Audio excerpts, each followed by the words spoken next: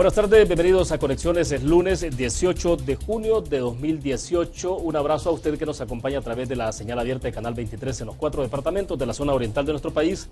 También a quienes nos sintonizan por los servicios de cable de Tigo y Claro a nivel nacional. Estamos, como siempre, en la transmisión simultánea a través de las plataformas digitales, en el fanpage de TVO Canal 23, en Periscope, en Twitter, y la opción que también tiene de descargar desde su smartphone la aplicación TVO Canal 23 y nos acompaña en la transmisión ininterrumpida.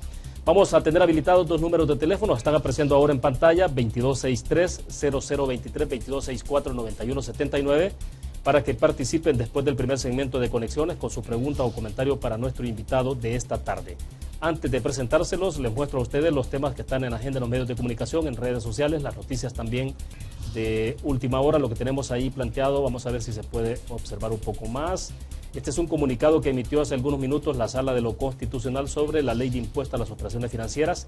Les leo muy rápido los primeros dos párrafos. Dice: la Sala de lo Constitucional declaró inconstitucional por vicio de forma la creación de la ley de impuestos a las operaciones financieras y las reformas efectuadas a la ley de impuestos sobre la renta y el Código Tributario. Lo anterior, debido a que no existió la posibilidad real de deliberación y discusión parlamentaria sobre las reformas, lo cual contraviene el contenido del artículo 135, inciso 1 de la Constitución. El demandante, dice la Sala, expuso que existió una vulneración al proceso de formación de ley al inobservar los requisitos formales establecidos por la Constitución para la validez de las leyes. Continúa amplía un poco más ahí el comunicado, pero esto es en esencia esta declaración de inconstitucionalidad sobre la ley de impuesto a las operaciones financieras y reformas efectuadas a la ley de impuestos sobre la renta y el Código Tributario. Hay que hacer notar que estas modificaciones entrarían en vigor a partir del 1 de enero del próximo año, en tanto lo que pretende la Sala es que no se afecte también lo que ya se está establecido en términos presupuestarios, es decir, que tendría que agotarse en términos del ejercicio de presupuesto del presente año para después aplicar esta declaración de inconstitucionalidad. El diario de hoy en su portada dice: El Salvador sigue siendo puente del narcotráfico. El país no es el objetivo de los narcos, sino un punto en el corredor de la droga. Guatemala es el desembarcadero. La foto destacada, la situación lamentable que vive Nicaragua, y justo dice: Nicaragua llora a familia asesinada. El cementerio Milagro de Dios a las afueras de Managua no dio abasto para recibir a la multitud que llegó a despedir a 6 miembros de la familia Pavón, incluidos 2 niños muertos en el incendio de su casa provocado por encapuchados, luego que los moradores no permitieran entrar a francotiradores para reprimir las protestas contra Daniel Ortega. Esta es la ampliación sobre el fugaz paso de la droga en El Salvador, la investigación que ha hecho el diario de hoy. Magistrados dicen que Bukele debe ir a juicio por posible fraude de ley. El exalcalde se desligó de empresa que ganó contratos estatales pero recibió ganancias. Dice el diario de hoy, los ingresos que se le cuestionan superan los $846,000 recibidos. Él aceptó que los recibió en calidad de donación de su hermano y que no declaró ante el Ministerio de Hacienda. El piloto de Mauricio Funes, que compró 6 casas por más de $434,000, el ahora mayor Luis Miguel Ángel García, adquirió esos inmuebles con fondos públicos provenientes de la partida de gastos reservados de la presidencia, según la Fiscalía General de la República. Mientras tanto, aquí tiene un detalle, un poco de infografía sobre el piloto presidencial con altos privilegios al que hacíamos referencia, y el padre de este militar que le transfirió $344,000 a un banco a Chile. Mientras tanto, la conmoción por la familia que murió calcinada en Nicaragua, lo que tiene de portada el diario de hoy. En las internacionales, el uribista Iván Duque es elegido presidente de Colombia. Esto ha ocurrido el día de ayer con un poco más de 10 millones de votos, y el rival más inmediato, Gustavo Petro, se quedó prácticamente con un poco más de 8 millones de votos. Esto es lo que ha ocurrido en Colombia. Sujetos entran a un motel capitalino y asesinan a un cliente, y aquí el desarrollo también de otra información que tiene que ver con la situación de violencia. El diario El Mundo: 11 candidatos a Corte Suprema de Justicia que han tenido juicios abiertos. Y el detalle: magistrados que sospechan que Nayib Bukele cometió fraude de ley. Además, la prensa gráfica dice que negocios sin permiso contaminan el lago. También hay extracción y venta sin control del agua en Coatepeque. Y el desconsuelo de una familia en el Día del Padre. La familia de Steven Sánchez, que llora al ver su cadáver tendido en el suelo. El joven de 17 años fue asesinado en la colonia San Judas de San Salvador. Este es el tema también que amplía la prensa gráfica sobre la derecha que gana la presidencia en Colombia. Mientras tanto, hay una polémica servida porque justamente se ha conocido, joven que tiene en pantalla es un youtuber muy reconocido en México, subió un video de el Mundial allá de ese partido de México-Alemania. Y pues bueno, quien estaba sentadito allá al fondo justamente es este señor, el jefe de fracción del Partido de Arena, que vio en Rusia en vivo el triunfo de México a Alemania en ese Mundial, y ahí tiene la foto ya más destacada. Carlos Reyes está a la izquierda, en la camisa de cuadros un poco celeste. Aparece en esa imagen, que fue algo así como sin querer queriendo, ¿no? Porque el youtuber hizo la imagen de la afición mexicana que estaba ubicada en ese sector, y ahí apareció el diputado Carlos Reyes, jefe de fracción del Partido Alianza Republicana Nacionalista Arena. Otras figuras también estaban por ahí, por ejemplo la ex ministra de Educación, que está en la parte posterior de la fotografía donde se destaca Carlos Reyes. Lo que ha dicho Norman Quijano sobre ese tema, dice que el presidente de la Asamblea Legislativa, Norman Quijano, confirmó que el 13 de junio en la Junta Directiva el jefe de fracción de Arena, Carlos Reyes, pidió permiso con goce de sueldo del 11 al 15 de junio. Argumentó que todos los empleados de la Asamblea Legislativa tienen permiso de 5 días al año con goce de sueldo, pero que si Reyes no llega hoy a la Asamblea Legislativa no percibe salario. Obviamente no vendrá hoy porque entendemos que todavía está en Rusia. Si él no viene, dice, toda la semana no percibe salario porque su permiso terminó el 15 de junio, de acuerdo al presidente de la Asamblea. Hace algunos minutos o un par de horas atrás, Carlos Reyes subió en su cuenta de Facebook este comentario. Dice: en atención a la situación generada en redes sociales y medios de comunicación por encontrarme fuera de la República de Salvador, deseo aclarar que todos los gastos realizados en ocasión de mi presencia en Europa corren por cuenta propia, por tratarse de un viaje de carácter privado sin haber provocado erogación alguna a la Asamblea Legislativa. Les puedo garantizar, dice, a la población que los días que he permanecido fuera del país serán descontados de mi salario a fin de transparentar el manejo de la cosa pública que guía a este servidor y al partido que represento. Pues bien, esto es lo que está en agenda en los medios de comunicación y en redes sociales. Queremos agradecer esta tarde que nos acompañe en nuestros estudios Benjamín Cuellar, defensor de derechos humanos, ex director del Instituto de Derechos Humanos de la UCA. Benjamín, qué gusto que nos acompañes esta tarde. Entonces, también representando a la Fundación. No, es un esfuerzo que hemos denominado Laboratorio de Investigación y Acción Social contra la Impunidad. Laboratorio, así es, sí, es el nombre. No es observatorio. No, es laboratorio. Pues sí, porque aquí ya lo que vamos a observar ya lo sabemos todos, ¿verdad? O lo deberíamos de saber. Bueno, lo que hay que hacer es experimentar para ver cómo se combate y se supera la impunidad. Bueno, de acuerdo, y justamente de eso vamos a hablar entonces en adelante. Benjamín, me interesa comenzar contigo hablando un poco sobre el tema de la corrupción en el país. Y bueno, lo que está en agenda eventualmente es el caso de Mauricio Funes, 351 millones de dólares, y ya un poco mostrábamos lo que tienen los medios también en Noticias en Desarrollo, cómo ha evolucionado el caso después de que el fiscal general de la República hizo este destape público, ¿no? Y giró orden de captura para casi unas 31 o 32 personas vinculadas al caso.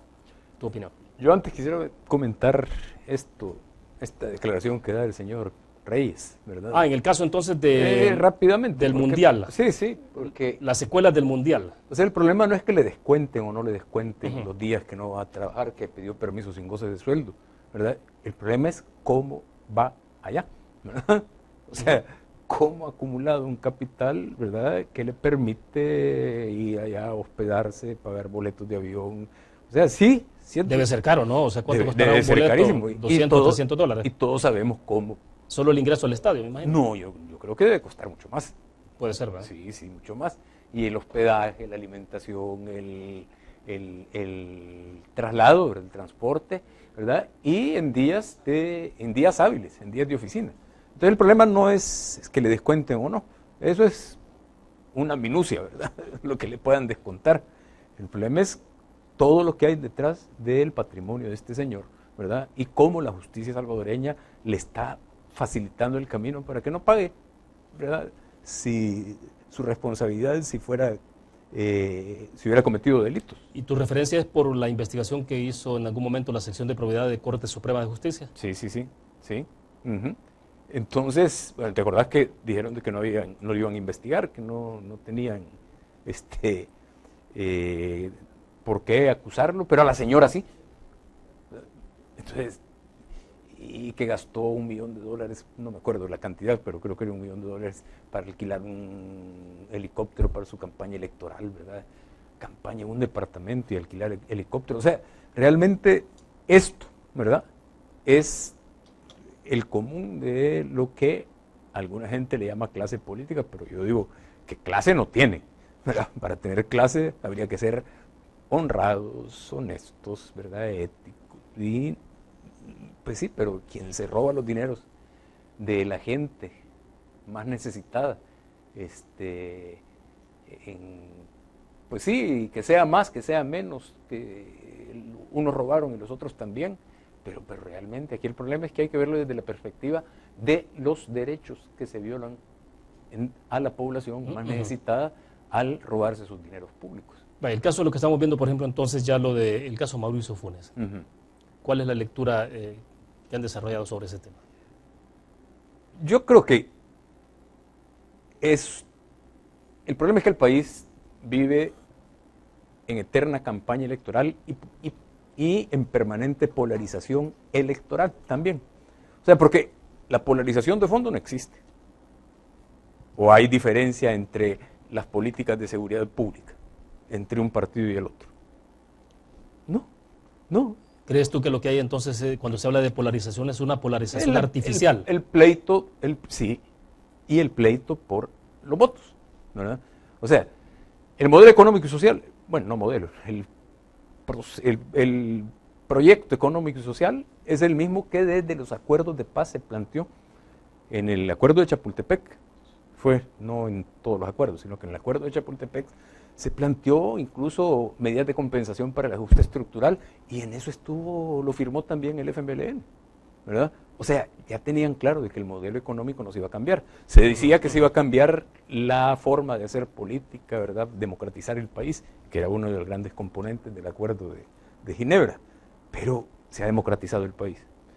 Y la falta de democracia es la que propicia que pueda haber corrupción, porque la falta de democracia tiene que ver con la impunidad. O sea, unos son distintos que otros ante la ley, ¿verdad? Y eso la gente dice, como decía Monseñor Romero. No, Monseñor Romero, si ustedes escuchan la homilía, dice un campesino, me dijo, ¿verdad? En El Salvador la ley es como la serpiente, que solo pica al descalzo. O sea, era sabiduría de un campesino. Entonces, y Monseñor Romero sí citaba la fuente. Hay gente que no cita las fuentes. Entonces, en ese sentido, no podemos hablar de un país democrático si la impunidad protege a unos, ¿verdad? Y la falta de justicia castiga a otros. A unas minorías la protege la impunidad y la falta de justicia a las mayorías. Y entonces, bajo la perspectiva del análisis tuyo, entonces es que si en el país no existiera la impunidad, tampoco entonces tendríamos todos los casos de corrupción que se han conocido. Yo creo que no existirían. O sea, yo estoy convencido. O serían en niveles tolerables y serían perseguibles también los hechos. O sea, yo no quiero decir que viviríamos en el paraíso terrenal, ¿verdad? Y que no habrían delitos. Bueno, pero ya ha habido tres casos, tres expresidentes sentados en el banquillo, ¿no? Ajá. ¿Y qué es lo que dicen? Que todo tiene motivación política. Que todo es venganza del partido. Flores, ¿quién no se acuerda cómo Mauricio Funes desde la presidencia de la República hizo una campaña, pero así feroz, ¿verdad?, para acusar a Flores? Yo no digo que no tenía nada que ver Flores con la corrupción. Sí, yo, de verdad, cuando en el boletín Proceso, que se publicaba en la UCA semanalmente, yo desde que regresé al país a tomar la dirección del IDUCA escribía semanalmente. Entonces, yo de todos los presidentes, incluido Flores, ¿verdad?, yo hablaba de la corrupción, ¿verdad? Y había gente que no decía mayor cosa, a menos que fuera gente del FMLN en campaña electoral. Pero yo el editorial el último artículo, el artículo que hice cuando Tony Saca salió de la presidencia de la República, yo lo empezaba, el título era ¿Cómo no te voy a querer, Tony? Pero entonces, fuera de casa presidencial, ¿verdad? Y contaba aquella anécdota que dicen que llegaba un ciudadano, llegó el 1 de junio de 2014, del 2009, que llegó Funes a la presidencia. Sí, claro. Entonces llegó alguien a tocar la puerta de casa presidencial y le salió el vigilante y le dijo, ¿a qué viene? Quiero ver al presidente Saca. Ya no es presidente, ahora entregó la banda presidencial, ahora entregó la presidencia. Entonces, al día siguiente volvía a llegar, ¿verdad? Y al día siguiente volvía a llegar, y a los 5 o 6 días que siguió llegando, El guardia cansado le dijo, mire, ya le dije que Tony Saca no es presidente de El Salvador. ¿Qué no sabe usted, que no se da cuenta, que no entiende? ¿Cómo no? Le dice todo, pero si es tan bonito. O sea, hasta eso, mi vida no ha sido muy, o sea, el pueblo y la persona que no se burlan de sí mismos, ¿verdad? No aprenden a burlarse, viven una vida medio complicada. Vaya, pero entonces, seguimos. Pero entonces, o sea, ¿qué se decía? Tony Saca lo están persiguiendo porque se peleó con Arena. No, a Funes lo están persiguiendo el fiscal, eso lo dijo Funes, porque quiere reelegirse. O sea, si el fiscal no se puede reelegir si no tiene los votos del frente, porque tiene que tener mayoría calificada o no. Y ni sumados gana Arena, PDC y PCN, tienen los 56 votos. Entonces necesitan... Bueno, pero eventualmente que no perdió pues la calificada, la llave de la calificada del frente. El frente sí. O sea, sí, el frente, pero o sea, nunca... más bien necesitaría, hoy gana PCN, PDC, y que sería entonces también el independiente, con el partido de Arena podrían elegir calificada. Suman los 56. Sí. O sea, el frente perdió prácticamente la calificada, pues entonces... Entonces tendrían que negociar con Gana. O sea, pero yo lo que creo es que van a... no necesitan votos del FMLN para la mayoría calificada. Eventualmente no. ¿Sí? Sí. Bueno, podemos hacer la suma y buscamos el número. Sí, porque yo todavía no me recuerdo bien, pero yo tengo idea de que necesitan negociar con el frente, tanto para los magistrados de la sala como para para la elección de segundo grado, para elecciones de segundo grado. Entonces, pero entonces la razón no es, la razón de los 3 casos que he mencionado, están los otros también, ¿verdad? Pero ya prescribió, ¿verdad? Pero la razón de los 3 casos que he mencionado es que le robaron el dinero al pueblo. No es que por querer reelegirse el fiscal o porque el otro se peleó con Arena o porque Funes acusaba a Flores, no, es porque robaron, ¿sí? Entonces ese es el problema. O sea, y esa corrupción de altos vuelos. Yo antes decía, William, y perdón que lo planteé así, pero así lo entiende mejor la gente. Yo antes decía de que los de Arena eran el Padrino, ¿verdad? Don Vito Corleone o Al Capone, ¿verdad? Esos grandes mafiosos, ¿verdad? Y que los otros, los de izquierda, ¿verdad? El primer gobierno de izquierda, eran el Chompira, ¿verdad? Y el Botijas, ¿verdad? Pero parece que no. O sea, entre todos, sumado todo lo que le han robado a este país fuera otra cosa, realmente otra cosa, en materia de seguridad para las mayorías populares que viven en los campos de batalla entre las maras, de batalla entre los agentes estatales contra las maras. Ahí vive esa gente, ¿verdad? Insegura, en medio de la violencia. Y tienen que salir de ese infierno para buscar el paraíso en el norte del continente, pasando por el purgatorio que se llama Guatemala y sobre todo México. O sea, no habría necesidad de estarse peleando también en campaña electoral lo del préstamo para el Hospital Rosales, ¿verdad? O sea, ya ¿cuántos hospitales no se podrían haber construido con todo ese dinero que se han robado? Entonces la gente debe entender de que la han estafado los 2 partidos. Entonces no se vale que el otro también robó, ¿verdad? Y que nosotros robamos menos, no se vale. Sí, solo por la aclaración de la aritmética, Benjamín, porque está así, es el PCN 9, más gana 9, Arena podrá sumar 57 votos. Y si a eso se suma el PDC 3, llega prácticamente a 60. Solo para enfatizar. Es decir, así está la correlación. Pero vaya, si entramos al punto entonces decías, el tema de la impunidad... Perdón, William, el otro argumento que dio Funes para decir de que lo estaban persiguiendo era por hacerle daño al FMLN, que incluso el mismo FMLN lo desmintió. O sea, yo lo que quería plantear era que el problema no es una u otra cosa, esas son excusas, es que robaron, ¿sí? Si no, no lo estarían persiguiendo. ¿Y de qué tipo de impunidad estamos hablando en todo caso, entonces? Porque vaya, aquí se ha cuestionado mucho qué pasó con el papel de la Corte de Cuentas de la República y las demás instituciones que debían activarse alrededor de todos estos temas. Que han sido hasta ahora la tapadera de la cloaca. La sala de lo constitucional, las históricas salas de lo constitucional y la sección de probidad de la Corte, la Corte de Cuentas, la Fiscalía General de la República, que en lugar de ser la garantes de la persecución de aquellos que se roban los dineros del pueblo, ¿verdad?, de la denuncia y la persecución, han sido tapaderas de la cloaca.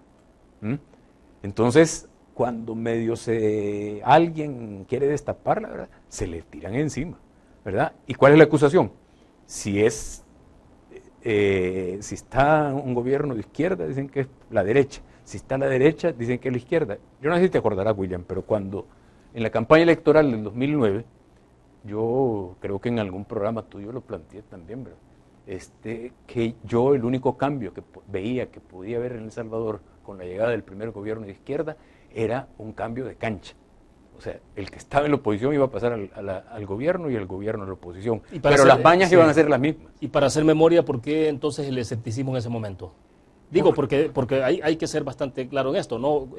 Cuando el FMLN llega al poder con Mauricio Funes, claro, las expectativas eran muy fuertes, ¿no? Yo le decía a alguien, bueno, aquí había gente que incluso le faltaba poco para ponerle una vela a Mauricio Funes, o sea, y ponerlo casi como un santo, ¿no? O pegarle a uno, al que lo criticaba. Sí, ocurrió eso, ¿no? Entonces, pero ¿qué te hacía sentir o pensar de que efectivamente lo que estábamos era presenciando un escenario como ese? Ya después del gobierno de Funes, que empezaron a salir cosas, ¿verdad? Y que aparecía con el Jorge Hernández en Miami, las fotos aquellas, y que empezó a salir la punta del iceberg. Yo creo que el iceberg no ha salido todo, ¿verdad? No. Pero alguien me dijo una vez en una charla que estábamos con unos sindicatos, y que me habían oído decir eso y que incluso me criticaron en su momento, pero en buena onda, ¿verdad? Creían de buena fe que Funes era el cambio, ¿verdad?, y la esperanza. Entonces me dijeron ahí, Benjamín, ¿dónde conseguiste esa bola de cristal? Un poco tiene que ver con lo que me estás comentando y preguntando. Entonces, mi respuesta era, no es bola de cristal, es sentido común. O sea, si ya viste cómo gobernaron la ciudad más importante de El Salvador, la capital. O sea, ese era un anuncio de lo que iba a pasar si llegaban a la presidencia de la República. Ya viste, conocías el ego, ¿verdad?, la megalomanía, ¿verdad?, la prepotencia del señor que iba de candidato. O sea, eso lo conocíamos. Lo conociste de primera mano. Yo también. Por ejemplo, o sea, cuando sacaron a Mauricio Funes del Canal 12, o sea, tiene que ver también con la personalidad de la gente, ¿verdad? Claro. Sacaron a Mauricio Funes del Canal 12. Yo estaba en una ONG, en un desayuno de trabajo, ¿verdad?, que ni se desayuna bien, ni se trabaja bien.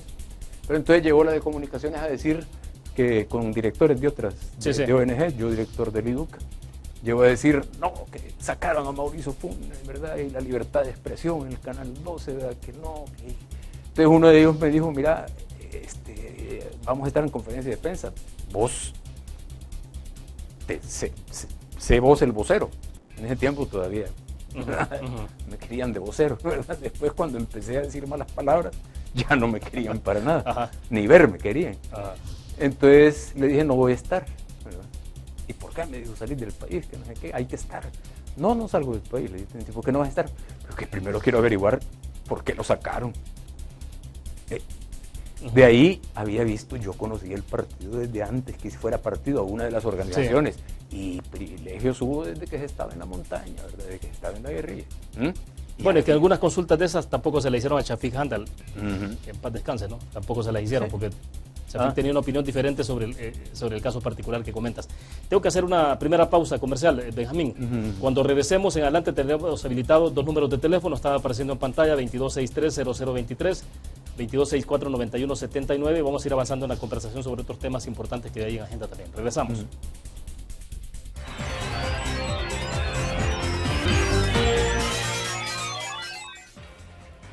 Es un gusto que siga con nosotros. Dos números tenemos habilitados, 2263-0023, 2264-9179, para que participen con el comentario o la pregunta para nuestro invitado de esta tarde. Benjamín Cuellar, activista de derechos humanos, defensor de derechos humanos, está con nosotros en nuestros estudios acá en San Salvador. Bueno, para ir avanzando un poco en la conversación, Benjamín, entonces... pero solo te quería decir, porque me preguntabas cómo me daba cuenta. Sí. el modelo económico, lo dicen, yo le digo el proyecto económico, eso no lo iban a cambiar. Sí, sí, entonces intacto, o sea, no había ninguna modificación. Sí, porque yo oí tres cosas en el discurso de campaña de Mauricio Funes, que no iba a tocar la dolarización, ¿te acordás que lo dijo? Sí, o sea, por lo menos revisarla, ¿verdad? Para ver si se podía negociar unas mejores condiciones para la gente. Que no iba a tocar el Tratado de Libre Comercio con Estados Unidos, Canadá y México, había que revisarlo también, ¿verdad? Y que no iba a tocar la amnistía. Ah, no, dije yo. Eso es lo que produce hambre, sangre e impunidad en El Salvador. O sea, esas dos variables fueron las que te reconfirmaron, por lo menos esas dos inicialmente. Estoy hablando de junio de 2009. Sí. Para la toma de posesión, del discurso de posesión. No, en campaña. En campaña fue eso, y antes todavía. Gente de ONGs que decían de que yo criticaba por lo de la amnistía. No decían Benjamín Cuellar, sino que decían esos que se creen por encima del bien y el mal en derechos humanos. Estaban a punto de lincharte. Que sí, que no saben que es una jugada maestra de Mauricio Funes, ¿verdad? Que en campaña tiene que decir de que va a derogar la ley de amnistía, además no le corresponde a él. Sí le podía hacerlo con los ministros, podía meter una iniciativa de ley y aprobar otra ley distinta. Lo que te quiero decir es que, bueno, mucha de la gente que me criticaba se fue al gobierno. Yo nunca entré al gobierno. Bueno, pero había que decir entonces que entonces yo estaba mordido porque no me habían dado hueso. O sea, a todo le encuentran. ¿Te acusaron de eso entonces? ¿Ah? ¿Te acusaron de eso? De todo, sí. De todo. Bien, parece que tenemos a alguien con nosotros en la línea. No sé si me confirman si hay alguien con nosotros. Bien, buenas tardes, le escuchamos. ¿De dónde nos llaman? Estamos al aire. Buenas tardes. Muy buenas tardes. Sí, adelante. William, quería participar. De aquí de Antiguo Cuscatlán me está llamando. Sí, díganos. Sí, la situación es esta, William. Yo creo que, fíjate que da pena los comentarios del señor Cuellar, porque realmente él, ¿cómo se llama? Como que si no ha estado en el país, como que ha estado afuera, como que anda en otra cosa, porque la verdad es de que decir que a Tony Saca, quien lo sacó fue Arena, y decir que a Funes es porque el fiscal se va a reelegir, yo creo que es hasta ridículo. Eso no se lo cree nadie en absoluto. Y eso lo puede decir tal vez la gente directamente del frente, como Medardo González, como la Norma Guevara, como la señora Lorena Peña. Ellos sí pueden darse ese lujo de hacer esos comentarios porque son gente fanática de su partido. Sí. Pero de verlo y oírlo de parte de este señor Cuellar, que yo tenía otra idea de él como un intelectual, me da lástima realmente que esté tratando de confundir a la gente con los comentarios. Mira qué más pruebas puede sacar el fiscal del señor Saca, por ejemplo. Sí. ¿Cuántas pruebas tiene efectivamente del señor Funes? Fotografías, videos, todo, y echarle la culpa al señor fiscal que está haciendo un trabajo que gracias a Dios nos ha llegado un fiscal de esa talaña y los 4 magistrados valientes que tenemos en la Corte Suprema de Justicia. Es lo único bueno que tenemos en este país, William. Y yo digo que tú debías de tener mucho cuidado en ver a quién llevas ahí, porque realmente esta gente lo que hace es confundir a la ciudadanía, a que la gente piense que realmente el señor Funes es una persona honrada, que el señor Saca está ahí injustamente en Mariona. Sí, eso es ridículo. Que me disculpe el señor Cuellar, pero realmente anda muy alejado de la realidad. Esta gente han roto récord de corrupción, tanto Tony Saca como el señor Mauricio Funes y por supuesto también su gente, la del frente que lo mandó vacilado a Nicaragua. Muchas gracias, buenas tardes. Bueno, gracias a usted por la participación, pero bueno, es que no sé si a ver, no me expliqué bien. Quizás no te explicaste bien, sí, porque el televidente... O él me entendió mal. Entendió todo lo contrario. Sí. Bueno, yo había entendido otra cosa de lo que me explicaste al principio, pero el televidente ha entendido diferente. Quizás no da tiempo entonces para que le aclares de manera quizás directa a él qué fue lo que explicaste sobre los casos. Sí, sí. Porque tampoco yo entendí eso, ¿no? Yo estaba acusándolos de corrupción, ¿verdad? Y que tienen que ser perseguidos y castigados. Que con lo que se robó Funes y Saca, ¿verdad? Y todas sus bandas, digo, es probable que el televidente no nos sintonizó desde el principio. Desde el principio, entonces, probablemente, pero no. A ver si lo resumimos entonces, explícate. O sea, son ladrones le han robado al pueblo y tienen que ser castigados. O sea, no es porque el fiscal quiera reelegirse, no es porque quieran dañar al frente, no es porque Tony Saca se peleó con Arena. Mencionaste los argumentos que se usaban en su momento que para ocupan ellos para defenderse. Para defenderse. Sí, para defenderse, o sus allegados, sí, ¿verdad? Sí. No, yo nunca estuve de acuerdo con, ¿verdad? Yo por eso se lo mencionaba y se lo aclaro al señor, al oyente, al televidente. O sea, yo cuando dijeron nace la esperanza y viene el cambio, dije que el único cambio que iba a haber era cambio de cancha. ¿Por qué? Y daba las razones. Sí. O sea, porque, o sea, yo conocía el partido, yo conocía a Funes, yo conocía el discurso de Funes que dijo que no iba a tocar la amnistía.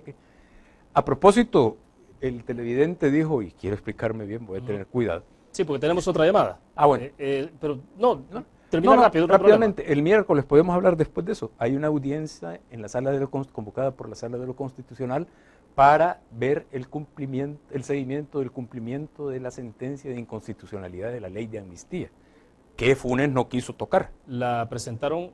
La presentamos en el 20 de marzo del 2013. La presentamos 8 personas. De esas 8 quedamos 3.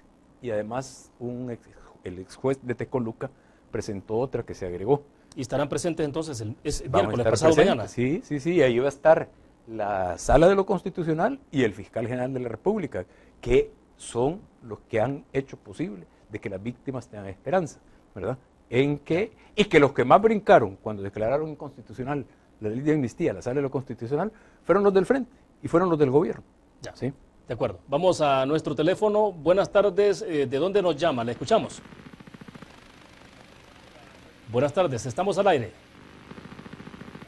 Buenas tardes, William. Yo le llamo de Soyapango. Díganos. Sí, cómo no. Bueno, yo creo que para la gente de un partido están poniendo por alto al fiscal.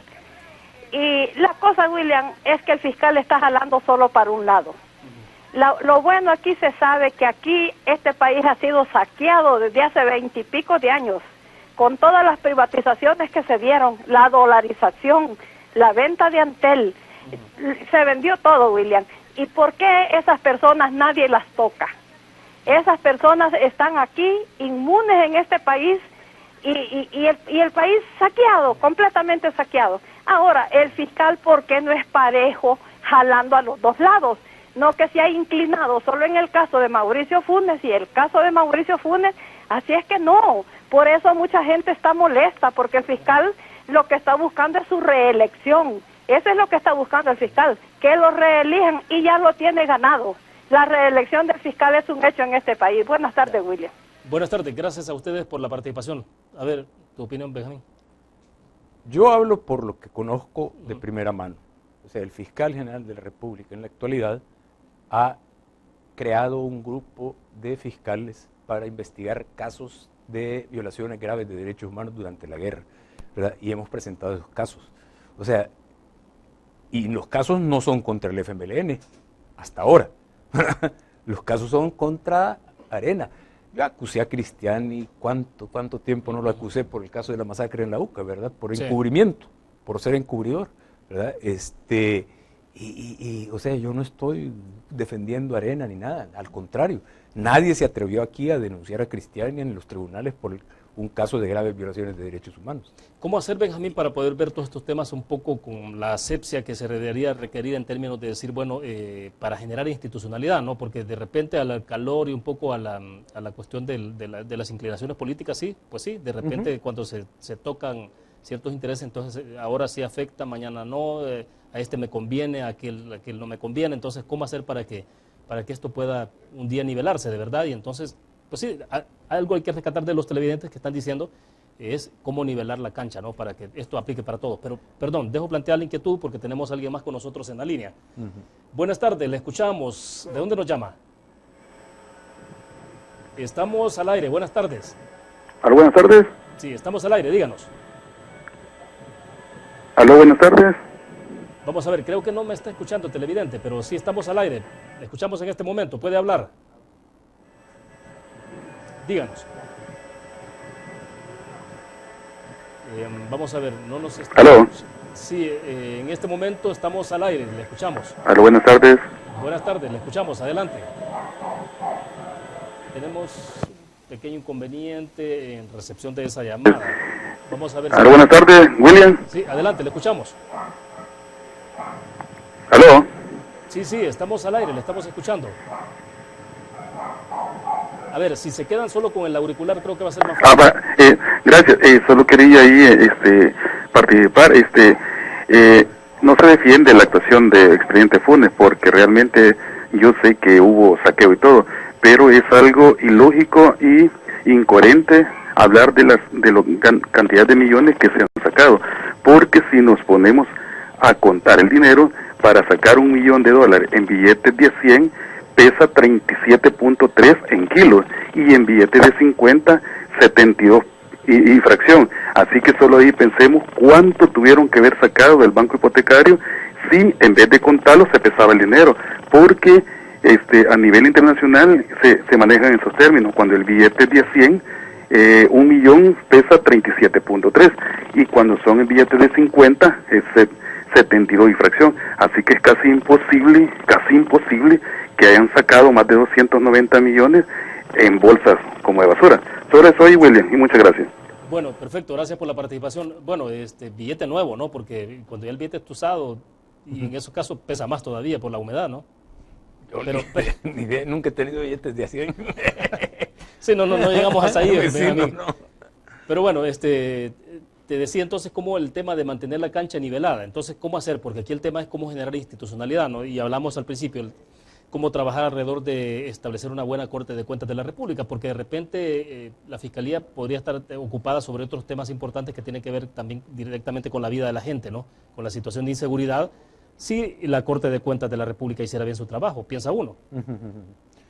Bueno, yo quiero poner primero en el escenario cómo la gente cambia de opinión frente a una misma realidad.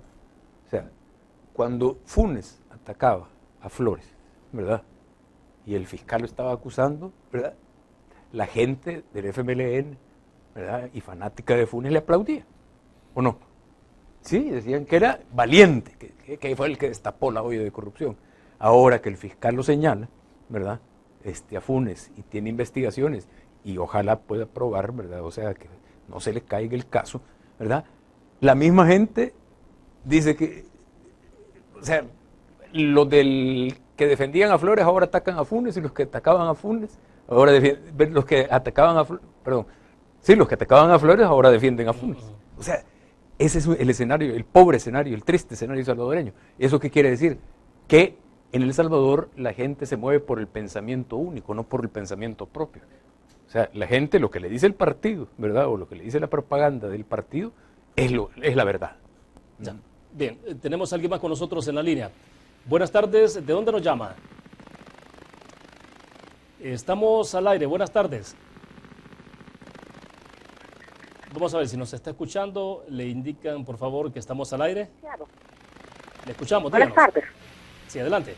Quisiera opinar en el caso de lo que están ahí comentando. Sí. Mire, yo le llamo de acá de Usulután. Bien sabe que Usulután fue una zona tan terrible que como sufrimos cuando la guerra. Yo no pertenezco a ningún partido, pero esa señora que habló se conoce que hay señores de las Pela Vaca, Botapote, igual el presidente asesino que tenemos en el poder ahorita. Buenas tardes. Bueno, gracias a ustedes por la participación. Bueno, es un poco digamos, ya las opiniones también de... Sí, por eso digo, o sea, unos y otros. O sea, los partidos no están polarizados. O sea, los partidos políticos pelean los votos, pero el proyecto es el mismo, ¿verdad? Con matices y todo eso. La gente que se pelea es la gente que está abajo y adentro sufriendo las consecuencias de ese manejo que han hecho en el gobierno unos y otros. Porque entonces sí, insisto en la pregunta que te hice en algún mommomento, sí, entonces es una polarización artificial, o sea, no existe tal polarización como tal. La que nos quieren vender. A nivel de cúpula, digamos. No, y los ves ahí peleándose, peleándose en la asamblea y en la noche brindando en la recepción y riéndose a carcajadas en la recepción de la embajada, ¿verdad? Eso es, así es. Entonces, y negocian. Yo estoy convencido de que Mauricio Funes y el Frente negociaron con Arena y con Saca, perdón, que ya iba a sacar a los diputados para Gana, iba a crear Gana. O sea, ¿a quién se le ocurre poner de candidato presidencial al director de la Policía Nacional Civil de uno de los países más violentos del mundo frente a un periodista valiente, ¿verdad? Y el líder ídolo de multitudes y todo eso? ¿A quién se le ocurre poner de candidato a Rodrigo Ávila frente a Mauricio Funes? ¿Eh? O sea, Sí. eso es negociado, Sí. eso es negociado. Ya. Bien, vamos nuevamente al teléfono. Creo que con esta llamada terminamos la fase, nos vamos a la pausa y después regresamos para cerrar la entrevista. Buenas tardes, ¿de dónde nos llama? Buenas tardes, estamos al aire.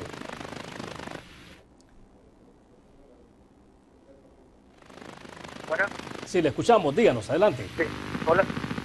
Estamos al aire, díganos. Vaya, hola, buenas tardes. Necesito opinar. Lo que pasa que lo de Funes, es cierto, corrupción, el vicepresidente que estaba en el entonces, también investigalo, también a Muriel Payés, que no han tocado nada, porque yo no sé cuál es la diferencia, que con tantas cosas de Muriel Payés tiene muchas causas del polvorín y todas esas cosas, armamento y todo lo demás. Y entonces lo investigan ese también, no que solo a Funes, y también el vicepresidente que hoy que está presidente tiene también el derecho de dar explicaciones, porque tanto él sabía cómo se manejaba todo ese montón de dinero, esa montón de bolas de corruptos, gusanos, parásitos de la asamblea también, ya saben eso, que son unos parásitos totalmente. Gracias. Bueno, gracias por la participación. A ver, cerramos con tu opinión este Sí. segmento. Déjame. Sí, yo creo que la ley tiene que ser, Montesquieu decía eso, tiene que ser como la muerte, o sea, que no haya excepciones. Muy democrática. Que no hay excepciones, ¿sí? Nadie no, se salva. no hay excepción, ¿sí? Ujú. Todos nos morimos, ¿verdad? Entonces, así debería de ser. No como la culebra, no como la serpiente, que decía el campesino que le dijo que citó Monseñor Romero. O sea, así debería de ser. Por eso todos estos que mencionó, estos personajes que mencionó el amigo que acaba de llamar, pues sí, si han cometido delitos que sean investigados. Ya sabemos que van a brincar y van a decir que es persecución política, etcétera, etcétera, etcétera. Pero ya vamos a ver cómo se empareja. Porque esa era la pregunta que, Sí, claro. que dejaste. Esa no te la contesté. Bueno, la respondemos entonces al regreso. Vamos a hacer la última pausa comercial y vamos a tratar de introducir otros temas ahí que tenemos pendientes en los últimos 10 minutos. Vamos a la pausa, regresamos.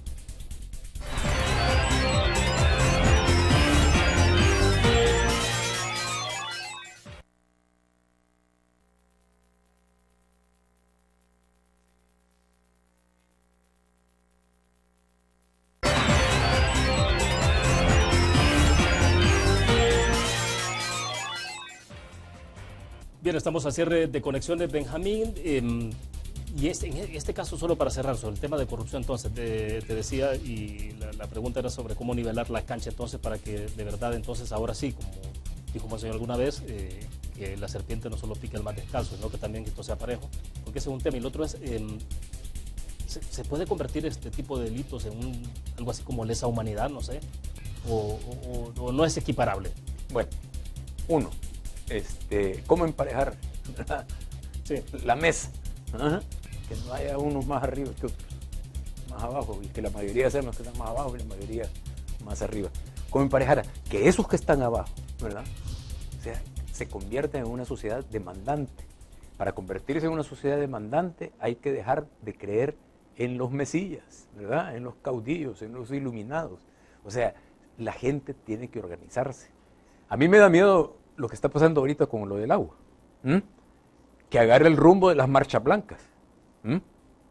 Que se montó encima el partido político, ¿verdad? Y se acabó ese movimiento. Esas marchas blancas podían trascender a la lucha por la privatización de la salud y trascender a otros problemas acuciantes que tiene la sociedad ¿Y qué nos salvadoreña. estás diciendo entonces? Que el FMLN se apropió Sí, de ese sí, movimiento sí. y al final entonces Sí, eso sí. desarticuló también al mismo tiempo el Sí, esfuerzo. Sí, porque entonces Puede se ocurrir, convirtió en un esfuerzo más electorero. Instrumento político partidario entonces, ya no genuino Los de votos, arraigo pues, con la población. Pues sí, o sea, ya se desmovilizó a la gente. ¿Y temes que eso pueda ocurrir con el tema del agua entonces? Sí, solo que con otro partido quizás o otro líder. ¿Ah? Entonces, ¿qué hay que hacer? O sea, hay que trabajar porque existe una sociedad demandante para que así también tengamos un Estado garante del respeto de la ley y de los derechos humanos. Para eso hay que basarse, creo yo, en 4 fuentes doctrinales. El Acuerdo de Ginebra, que era el acuerdo donde se planteaba los componentes del proceso de pacificación, que eran terminar la guerra, democratizar el país, respeto irrestricto de los derechos humanos y reunificación de la sociedad salvadoreña.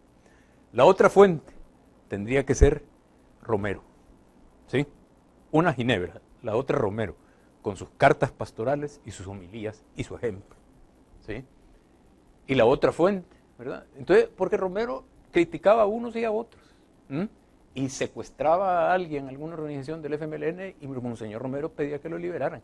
Bueno, mi hermano Roberto Cuellar, fundador y director del Socorro Jurídico y Cristiano, fue enviado por Monseñor Romero a mediar en una toma de la iglesia del Calvario, ¿no? ¿Cómo se llama? Sí, la que está frente al Parque Libertad, el Calvario, porque tenían secuestrado organizaciones de masa, no me acuerdo de cuál organización, a un guardia nacional o un policía de Hacienda, creo que era. Y mi hermano iba con miedo, pero Monseñor Romero debería de ser, ¿verdad? O sea, eso es estar, que le van a rezar a la estampita o a la estatua y todo eso, eso es muchas veces bastante hipócrita, ¿verdad?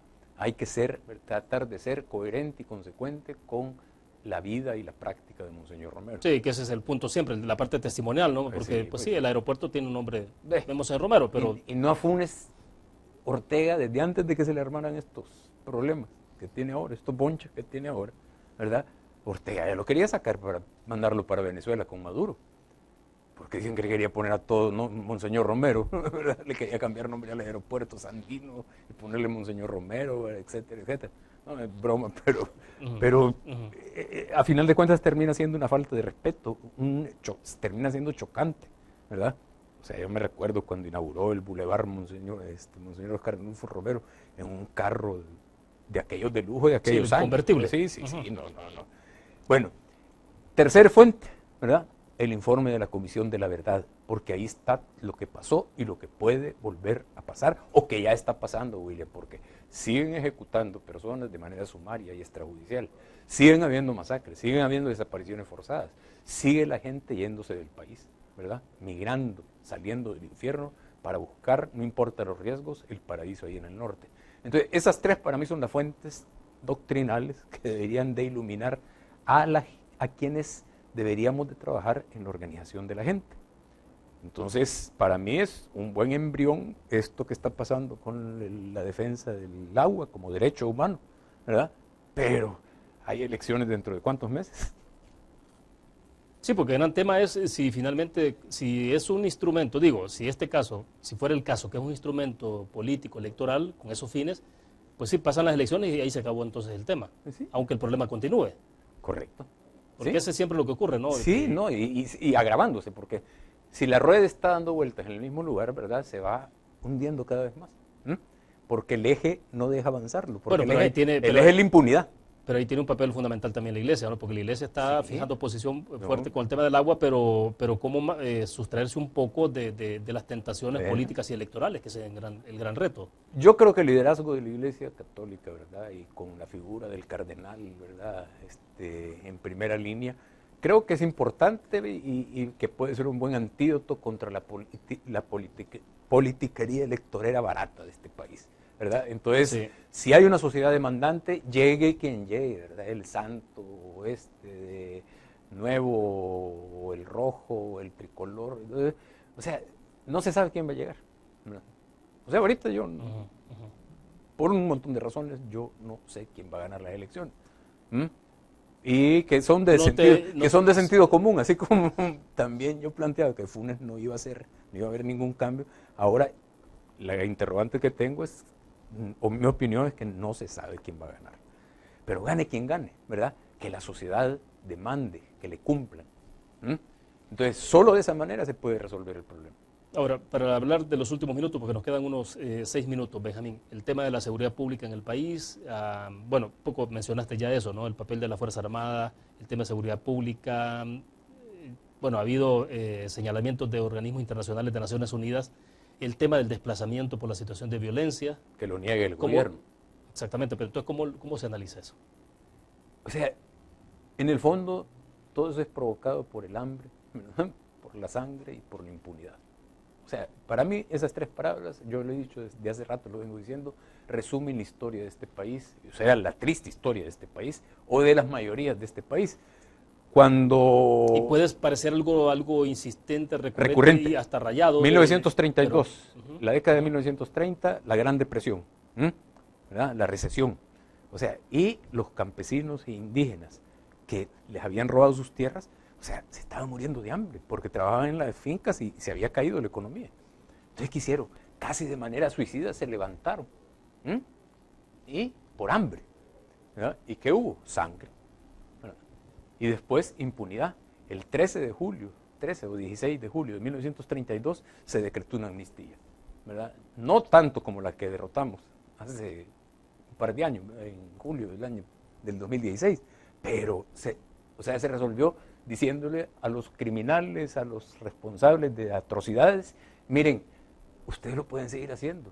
Es feo, ¿verdad? Fue malo, pero lo pueden seguir haciendo porque aquí no hay castigo. Y ustedes que padecieron, ustedes víctimas, váyanse del país para Honduras, cámbiense de vestimenta, ¿verdad? Y todo eso, o busquen justicia por mano propia. Se vino entonces otra guerra. Una guerra, perdón, después del el levantamiento, ya no hubo levantamiento, sino que hubo guerra. ¿Cómo se resolvió? ¿Verdad? O sea, con la impunidad. Ahora hay 3 guerras entre maras, contra las maras, ¿verdad? Y contra la gente que vive en los campos de batalla, ¿verdad? Esos campos de batalla que son donde pelean las maras entre sí, donde combaten la gente del Estado contra las maras y se llevan de encuentro a la gente. Y eso ocurrió también en la década de 1980, cuando se quería acabar con la guerrilla. Hoy se quiere acabar con la pandilla de la misma manera y hay efectos colaterales. Entonces yo creo que realmente, pero es que eso es lo que a mí me preocupa, o sea, no solo los partidos políticos, sino que también hay otras entidades, organizaciones que se ponen entre las víctimas y sus necesidades y ellas son las que demandan, ¿verdad?, por las víctimas y no les dejan participar. Sí,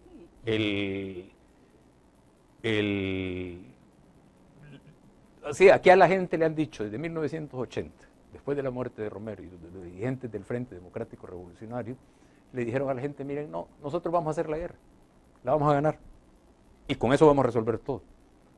Después dijeron, no, los acuerdos de paz van a resolver todo. Después dijeron, no, el primer gobierno, el gobierno rojo va a resolver todo. Y entonces y después dijeron, no, ese era rosado, falta el rojo verdadero. O sea, y no cambia. Entonces, por eso insistí en el tema de que es el asunto de impunidad en el país. Sí, sí.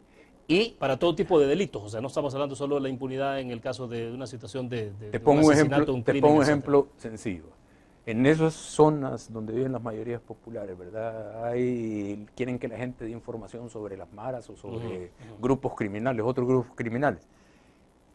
Y la información la tiene un panadero que le robaron su bicicleta en la cual repartía pan y nadie lo investiga eso, porque es delito de bagatela. ¿Cómo vas a querer que la gente colabore con la investigación de los grandes delitos? O sea, y eso pasa. Bueno, el mejor ejemplo de impunidad más reciente y más patente, ¿verdad? Y ofensivo, el de Carla Ayala. O sea, la policía, ¿verdad? Desaparecida por la misma policía, que es la que debe buscar desaparecidos, personas desaparecidas. Sí, y no aparece. Y el crimen sigue en la impunidad. Claro.